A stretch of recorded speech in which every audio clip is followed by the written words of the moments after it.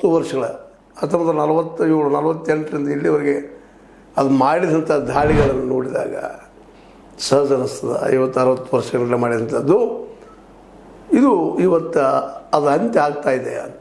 ಅಂದರೆ ಇವತ್ತು ಯಾವ ರೀತಿ ದಾಳಿ ಆಗ್ತಾಯಿದೆ ಅಂದರೆ ಇಸ್ರೇಲ್ ಮೇಲೆ ಬೇರೆ ಹಾದಿನಿಲ್ಲ. ಇವತ್ತು ಅನಿವಾರ್ಯವಾಗಿ ಟ್ರಂಪ್ ಅವರು ಸಹಿತ ಸೀಸ್ ಫೈರ್ ಮಾಡಿದರೂ ಸಹಿತ ಯುದ್ಧ ನಿಲ್ತಾ ಇಲ್ಲ, ಮುಂದುವರಿತಾನೆ ಇದೆ.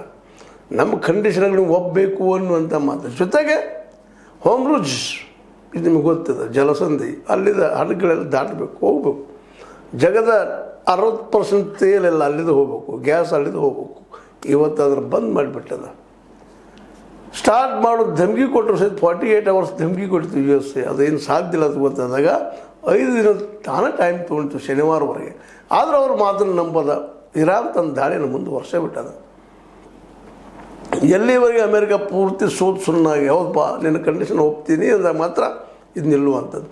ಇದಕ್ಕಿಂತ ದೊಡ್ಡ ಹೊಡೆತವನ್ನು ಅಮೇರಿಕ ಕೊಟ್ಟಿದ್ದು ಯಾವುದಪ್ಪ ಅಂದರೆ ಅಮೇರಿಕಾದ ನಾಣ್ಯ ನಿಮಗೆ ಗೊತ್ತಿದೆ, ಡಾಲರನ್ನು ಈ ಸಂದರ್ಭದಲ್ಲಿ ಪೂರ್ತಿಯಾಗಿ ಕಡೆಗಣನೆ ಮಾಡುವಂಥದ್ದು. ಹೋಮ್ ರೂಲ್ಸಲ್ಲಿ ಟ್ಯಾಕ್ಸ್ ವಸೂಲಿ ಮಾಡ್ತಾಯಿದ್ದಾರೆ ಪ್ರತಿಯೊಂದು ಟ್ಯಾಂಕಿಗೇನು, ಪ್ರತಿಯೊಂದು ನೌಕೆಗೇನು. ಅದು ಯಾವ ಹಣದಲ್ಲೇ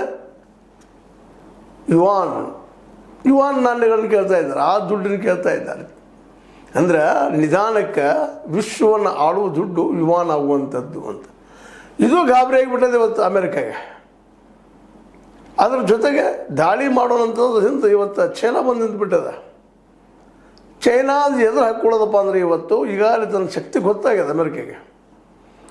ಈವನ್ ಅಮೇರಿಕ ಮೇಲೆ ದಾಳಿ ಆಗುವ ಎಲ್ಲ ಸಾಧ್ಯತೆಗಳಿದ್ದಾವೆ. ಚೈನಾ ವಾಷಿಂಗ್ಟನ್ ಆಗಿರ್ಬೋದು, ಮತ್ತೇನೋ ಆಗಿರ್ಬೋದು, ಅಮೇರಿಕ ಎಲ್ಲ ಪ್ರತಿಯೊಂದು ಮುಖ್ಯ ನಗರಗಳ ಮೇಲೆ ಟಾರ್ಗೆಟ್ ಇಟ್ಕೊಂಡು ಕುಳಿತುಬಿಟ್ಟಿದೆ ಇವತ್ತು.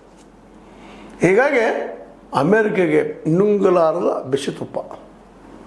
ಯಾಕಾದರೂ ಆರಂಭ ಮಾಡಿದೆ ಅನ್ನುವಂಥ ನೋವು ಸಂಕಟ. ಹೇಗೋ ಆಳ್ತಾ ನಡೆದಿದ್ರು. ಏನೋ ಒಂದಿಷ್ಟು ವೆನೆಜುಲಾ ಹಂಚಿಕೊಂಡಿದ್ರು,